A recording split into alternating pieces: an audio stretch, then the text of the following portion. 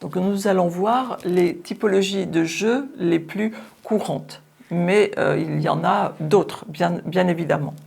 On va s'attacher aux typologies de jeux, là, dans ce chapitre, plus précisément, qui ont comme objectif d'élever les compétences de savoir-être. C'est vrai qu'on les utilise quand même souvent, c'est les jeux pédagogiques les plus faciles à utiliser. Donc, on va développer des compétences de savoir-faire via le jeu, mais c'est un petit peu plus compliqué. On va plus utiliser des méthodes démonstratives, des mises en situation, des jeux de rôle pour la partie savoir-faire. Pour la partie savoir-être, effectivement, le jeu est quand même une technique qui est très très intéressante. Donc, une typologie de jeu que l'on utilise beaucoup, ce sont les jeux de présentation. En début de formation, pour que les gens fassent connaissance, eh bien, on peut utiliser cette typologie de jeu.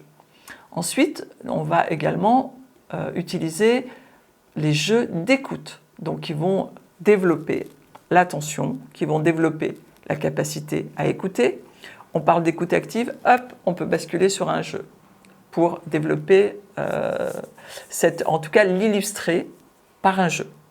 Ensuite, on peut utiliser aussi la typologie de jeu qui concerne les jeux de cohésion et l'esprit d'équipe. Donc tout ce qui est jeu qui va tourner autour de travailler en groupe, travailler ensemble pour développer l'esprit d'équipe.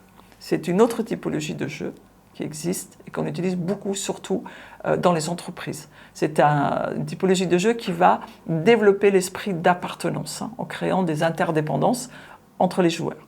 Ensuite, on va utiliser aussi les jeux qui créent de la dynamique dans le groupe. Donc ça, c'est aussi très important. Donc en fait, on va dire que 4 typologies les plus fréquentes, les jeux de présentation, les jeux d'écoute, les jeux de cohésion et d'esprit d'équipe, les jeux de dynamique de groupe. Voilà, c'est à peu près celles qu'on rencontre le plus.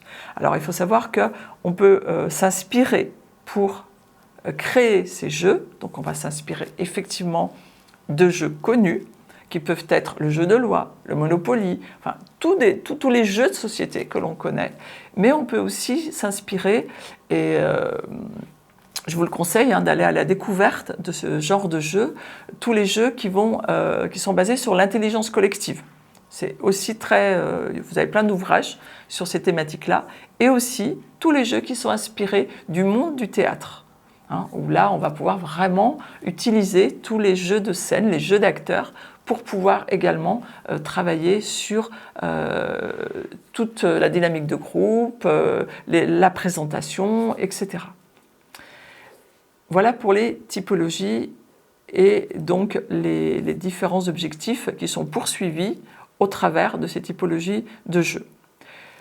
Nous allons parler aussi un petit peu de le débriefing de fin de jeu, qui est quand même important, et ensuite on parlera de quelques difficultés qui peuvent se présenter.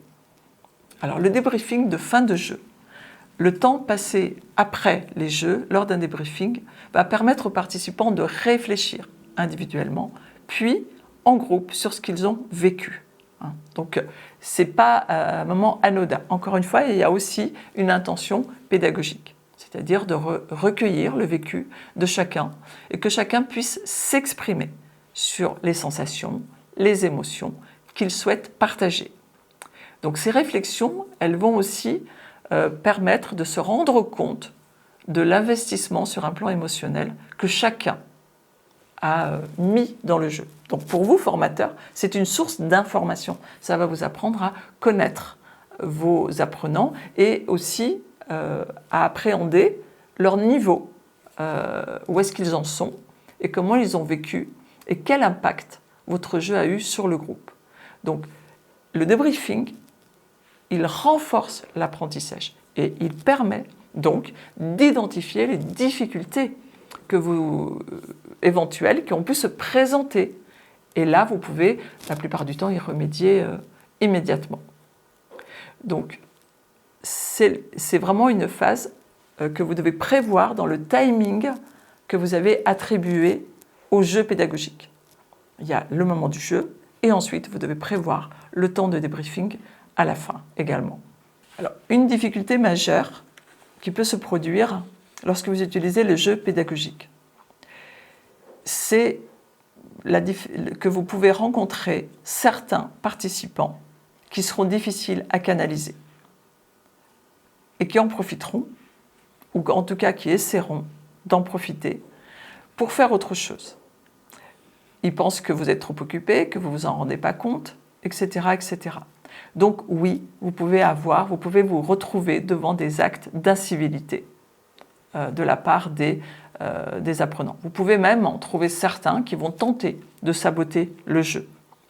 Donc vous en avez aussi qui vont se lâcher de manière incorrecte, en tout cas excessive, parce que c'est un jeu et donc ils vont se défouler.